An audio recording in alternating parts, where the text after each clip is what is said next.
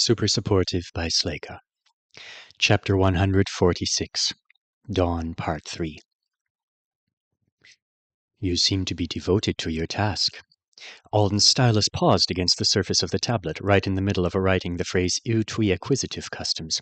He'd been uninterrupted for hours. When he looked up, he saw a man in a familiar uniform standing just a meter away, regarding him with a tilted head. Tianesh Erdi. Alden spoke a little blankly. He hadn't been expecting anyone to find him here except for the healer, and he'd pictured the knights miles away, stopping mountains of water from collapsing, wading among the ruins, and hauling bodies from the depths.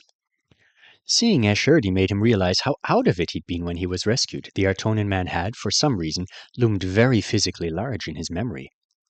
But standing here now, his height was barely above average for his species. He wore a dull red coat with the broad sleeves cut at the elbows. It was highly decorated, tiny metal studs instead of embroidery, of course. The high-necked undershirt and harem pants were matching shades of gold-brown. And he had a belt hung with pouches, wand loops, and a large hoop that held all the rings that wouldn't fit comfortably on his fingers. A fully kitted-out wizard. Only he's not just a wizard. The knight's sudden appearance dredged up an unfamiliar blend of gratitude, respect, and apprehension. It also made Alden realize that this was the first time he was properly meeting one of them in the flesh since he'd had time to process what they were. His little tour through the Art household had been in the wake of a near-death experience and his affixation. He'd mostly been thinking about getting home. Since then, he'd only interacted with evil Art for a minute or two at a time before she passed off her tablet. And then yesterday he'd been half dead once more and fixated on Zeredi Und. Now that danger was less imminent, complicated feelings were beginning to make themselves known. About the night, about the fact that he'd saved Alden, about the information he might be bringing, and the questions he might ask. What does he want? Ashurdi had hair so dark it was hard to say for sure if it was black or a purple so close it might as well be. And his hands were clasped in front of him while he took his time examining Alden, too. You don't have to use the title, he said. It makes me sound so serious. I would welcome an Alcanchan orchard that the clamor coming from this direction is Portiloth healing the woman. Alden nodded. He started making that loud noise about 2 Earth hours ago. He wanted to call it a hooting noise, but he had no idea how to describe owl sounds in Artonan. The knight looked down the hall for a while. It's good he has so much stamina, he said finally. Healers who insist on being traditional to a tedious degree need it. You should have heard him when we arrived. Lind and I had barely taken the light of your world into our eyes for the first time, and there he was complaining. Where is my grove? How long since we found this planet? Were we too lazy to grow a healing grove? Alden smiled uncertainly. He covered me in fish scales when I got here and sang to them. That healing spell had interacted with him on an existential level, which had made him pretty nervous about the healer noticing him noticing. But he hadn't. A cast spell touching you wasn't the same as an authority-to-authority pat, it seemed. Alden had still been very careful not to make so much as a single peep with his own authority. Was that a new experience for you? asked Ashurdi. It was. How fun. He looked down the hall again as the hooting hit a fever pitch. Has he told you anything about Zeredi Und's condition? No, I'm not sure where the Avowed who were here went either. When I woke up, I looked for them, but I received a message about that. They stayed for a time in case of more special cases, but they were eager to go back to their usual house to assist their colleagues there. It was allowed. We have plenty of other options if they're needed. One of his eyes landed on Alden's foot. They did finish repairing you before they left, didn't they? They helped me, but Portiloth told them I was his patient. I think we all understood that in a... I don't know how to say possessive in a polite way. Grab greedy like a toddler. But you are well? Alden really doubted that was a commonly polite way of saying possessive, but he liked it. I'm fine, much better than the last time you saw me. He helped a lot, but he said he still wanted to do a few things. Portiloth is competent. He won't actually forget you, even if he's busy with something that seems to be more difficult than we hoped. His face turned toward the hooting again. It sounds as if he's in the middle of it. Alden gestured toward the meal box in his lap. I've been keeping his food the right temperature for them. I didn't know what else to do. What kind of food? Ashurdi asked, looking back at him. Alden could tell by the gleam in the knight's eyes that the food was about to be commandeered as long as it didn't sound completely foul. There's some yogurt, a bowl of rice, sandwiches. Do you want Come with me. There are places much more appetizing than this one. He'll call me when he's completed his current ritual, if he doesn't exsanguinate himself.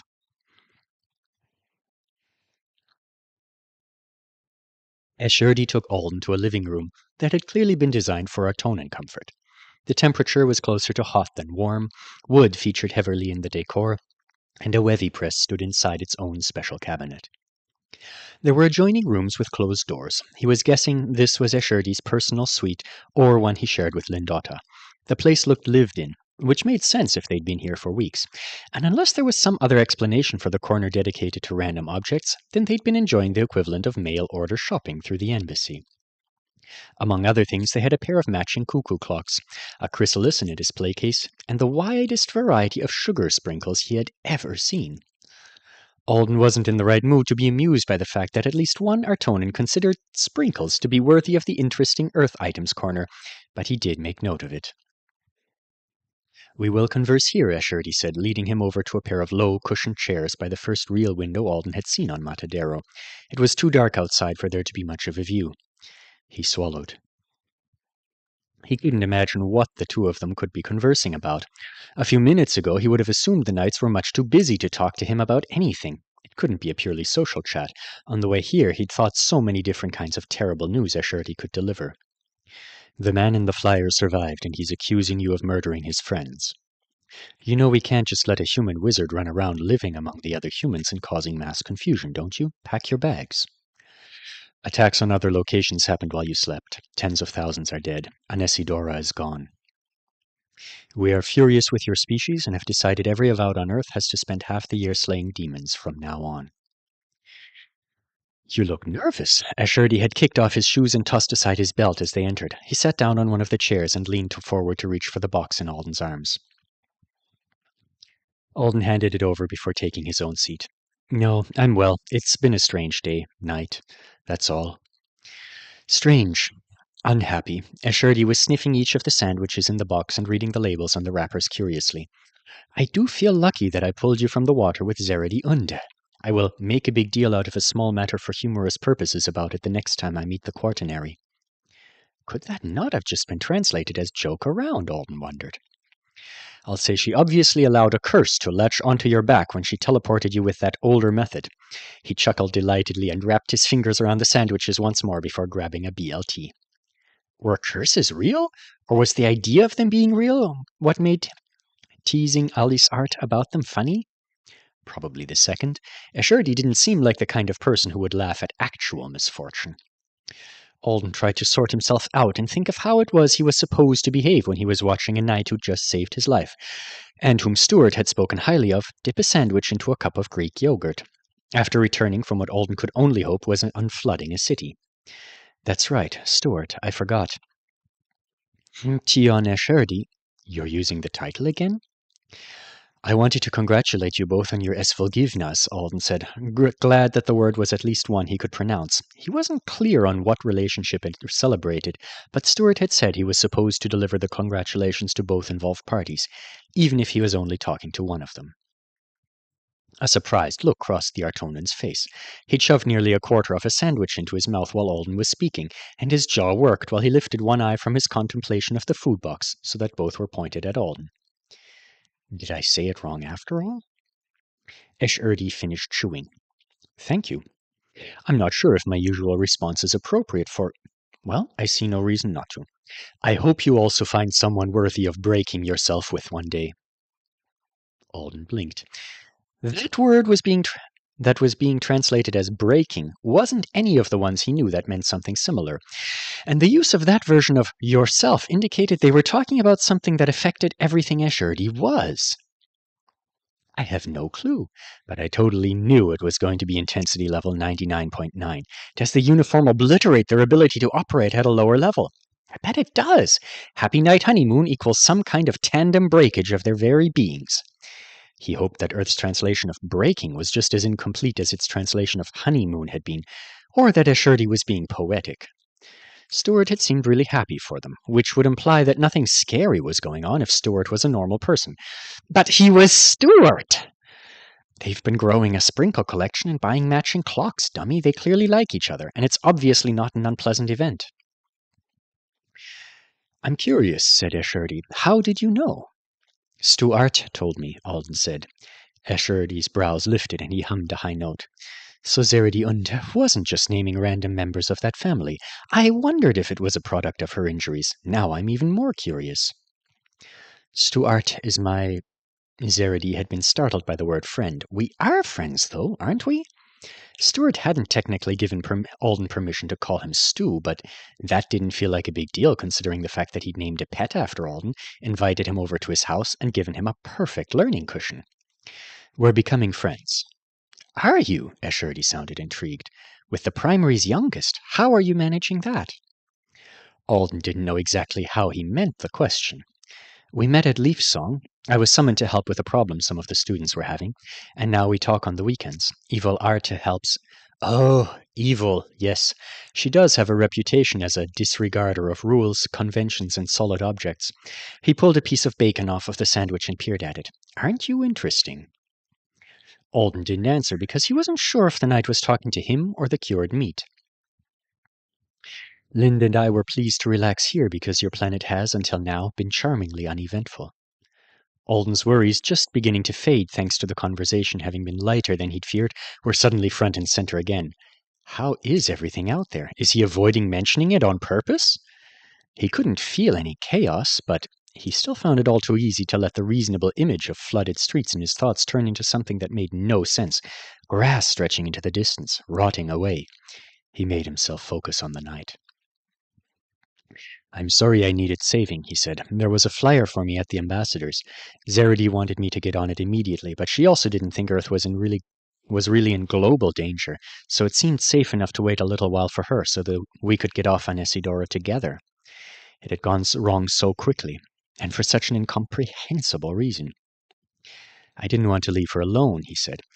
But she might not have been so badly hurt if I'd done what she told me to at first. They might have attacked her still, but instead of fighting, she might have run. Initially, had she fought the Avow to protect herself, or to protect the flyer for Alden? He had no way of knowing, since he hadn't been in the greenhouse when it happened. Escherdy was putting his bacon back into his sandwich. That is what I wanted to talk to you about. But first, don't apologize for trying to take the correct course. Bad outcomes often make good efforts and good intentions look like foolishness. It doesn't mean that making a good effort with a good intention was a mistake. How else should one act? He pulled up his feet and sat cross-legged in the chair. And I hope you know you aren't obligated to follow an instruction just because an Artonan delivers it. I know that, of course. Then accept with grace my need to reiterate the point. Alden felt his eyebrows lifted, and with effort, he pulled them back down so that he wouldn't be making funny faces at the important person. I have eavesdropped on too many wizards with unbecoming opinions today, and I did notice Zaradi Unda's attempts to compel you toward behavior she desired by invoking the Arte family. But that didn't bother me, Alden said quickly. I think she just had the wrong idea about how much they liked me. I'd already ignored the same arguments when she tried to use it earlier. I am glad you didn't feel her urging as pressure. And I don't know what the rest of your conversation with her might have been like, but the escape flyer was an offer, not an official order. You were allowed to refuse it. Escherdy took the last bite of his sandwich and set the yogurt cup aside on an intricately tiled side table. Then he said, I wanted to hold a short, light-hearted party to meet you and the other avowed of Earth who have impressive commendations. He did? Alarm bells were ringing in Alden's head. What kind of guest list would that be? Lindota said I ought to wait until we were finished with any demons. Now look what's happened. Instead of my short, light-hearted party, I must question you about the deaths of 3 avowed. They might not all be. They're all dead. I asked the contract moments after you told me how Zaradi Unda was hurt, and Bashnor received word about the one in the flyer. The rumors are already spreading like Wevi blight. There are already rumors, Alden said, so aghast that he spoke in English. Among my people, Escherdy said, I doubt humans have heard anything, unless someone has completely forgotten their proper discretion. Would you mind telling me exactly what happened? So this really is something I'm going to have to deal with. Of course it is, he answered himself. There are 3 dead people. What were you expecting? He hadn't been unaware that 3 bodies was an investigation-worthy situation.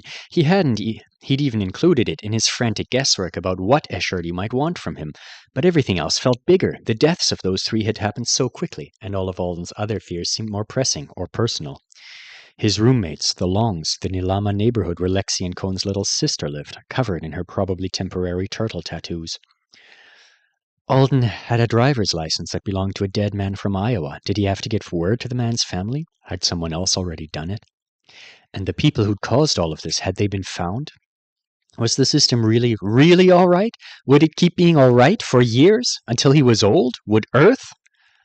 What's left of the life I had on Friday? Some of it? None of it? But I surely wanted to know about Zeredy and the dead men. Alden wished he could take a couple of minutes to step out of the room and cast peace of mind, even though he was already dreading the payback for the last two. He settled for taking a deep breath and forcing the litany of questions as far to the back of his thoughts as he could. A lot of people in the neighborhood were familiar with the ambassador's house, he began. From his parties and times when he'd shown off the protections on it, they kept coming by to ask if they could stay there. Some of them thought it would be safer from the water and from chaos than the building the system had told them to evacuate to, because it was Artonin. Zeredy wanted to make sure her neighbors all left safely. We should have been able to do that and leave in the flyer together. Telling it took a surprisingly long time, far longer than the deaths themselves had. Escherdy wore a mildly curious and unconcerned expression that was so steady Alden eventually arrived at the conclusion that it was deliberate. He couldn't have imagined anyone choosing that tactic for questioning another person about the grisly details of a killing until just now. Worried sympathy sounded like a more obvious emotion to fake if you were going to put on a show. Alden liked this better. Escherdy's face said he was listening to something worthwhile but innocuous. It was the face of someone hearing about your summer job, or the perfectly straight line of pigeons you'd spotted on your way home from school. I bent down to pick her up, and he tried to stab me with a stake. Where did he hit you? My back, between my shoulders. My skill stopped it. I'm glad about that. What happened next? He was unwrapping another sandwich. The face of his was also dangerous because it made telling him terrible things so easy. Alden was starting to feel almost like he could reveal anything to the man without it being a big deal. It was only ingrained personal rules that kept him from accidentally saying, "By the way, I didn't just run at those two. I blasted one of them with my Auri at first. You give the elementary schoolers pretty punchy spells, don't you?" Do you know why they thought they could successfully steal such a valuable flyer? Escherdy asked. Oh, I didn't mention that part. I overheard them say they had something called a swallow box, and they were going to rob a healer, but they changed their minds. And something about usually stealing whatever Artonans left in their offices overnight? Escherdy was plucking a blue cheese crumble off of the new sandwich and tasting it cautiously. I ask you this because you are a human and will have natural insight into other humans. If you had taken items of small worth from wizards' desks without consequence many times before, would you think that a much larger theft would also be ignored? I wouldn't have taken the small things in the first place. No? Alden started to shake his head, then he realized, I have a ring that Worley Roden loaned me. I like to pretend I'm not going to give it back to him when I eventually meet him again, but I'm sure I will. Humans generally agree that stealing is wrong. If Roden is shameless enough to ask you for it, you should tell him you left it with Alice Art, for safekeeping. I'm sorry for interrupting. Please continue. Alden did. Escherdy only stopped him a few more times to ask questions before he reached the end. Zeredy was hurt so badly. Alden looked down at his hands. They weren't exactly clean. There were scratches, the bandage. But he was remembering what they'd looked like, what it had felt like when they were covered in her blood. They'd hit her on the head. She was confused. I was trying to convince her to let me carry her, but she kept telling me they were only asleep, so that I wouldn't be afraid. She kept giving me loving lies. For a while there was only the sound of Escherdy chewing. Through the window the sky was getting brighter. The dark blue waves looked like they went on forever. Have you finished telling me about the incident? Escherdy asked. Alden nodded. Truthfully and without leaving anything out? Their eyes met. I told you the truth, but you've left something out? Alden's heart beat faster. He wondered if Escherdy could hear it. I haven't left anything out about what those men said and did, or how Zeredy killed them. I only left out something personal. The Artonan's casual facade hadn't cracked. He still had his feet up in his chair. If you told me about it, would it change my understanding of the event? I don't think so, no. All right, Escherdy said. I believe you. Thank you very much for your testimony. Alden was relieved, and also a little surprised by the word testimony that seemed more formal than he'd realized. Was this a legal conversation of some kind? Not quite. I wanted to hear your words so that I could head off any rumors Bashnor might start himself. Zeredi Unda offends him. He would not mind her being removed from her assignment here, at least until his own assignment ends. He could create havoc for her. Even though she didn't do anything wrong? The issue is her class status. She has chosen to stride along a narrow branch. Legally, she did nothing wrong, but people will make moral accusations against her if the situation is handled badly. What is her class status? Alden asked. Escherdy sighed. She has been trying, since just before she reached adulthood, to become a member of the ordinary class. People do that? It's not unheard of for those raised towards the wizard class to make the attempt in their youth, but almost none of them succeed. Zeredi Und desperately wants to. Her reasons are not ones I agree with at all, but she should still be allowed to live as she has chosen, without Bashnor impeding her like a spiteful child. So if she'd cast spells, she would have failed at being a member of the ordinary class? It would have been a setback for her. There would also have been questions about which spells she'd used and if her use of them was correct. He dropped what was left of his sandwich on the table and brushed his hands off. Thanks to your words, I will feel confident telling everyone loudly and frequently that her behavior was appropriate and courageous.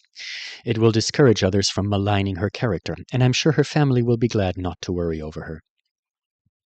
May I ask you another question? Alden nodded. Why did you try so hard to save her? I didn't save her, said Alden. I just ran around with her for a while. You and Lindota saved both of us. There is a level of humility that insults the intelligence of the one who compliments you. I'm sorry. Escherdy waited. He really wants an answer, I guess. Alden didn't know how to give a quick and clean one to that question.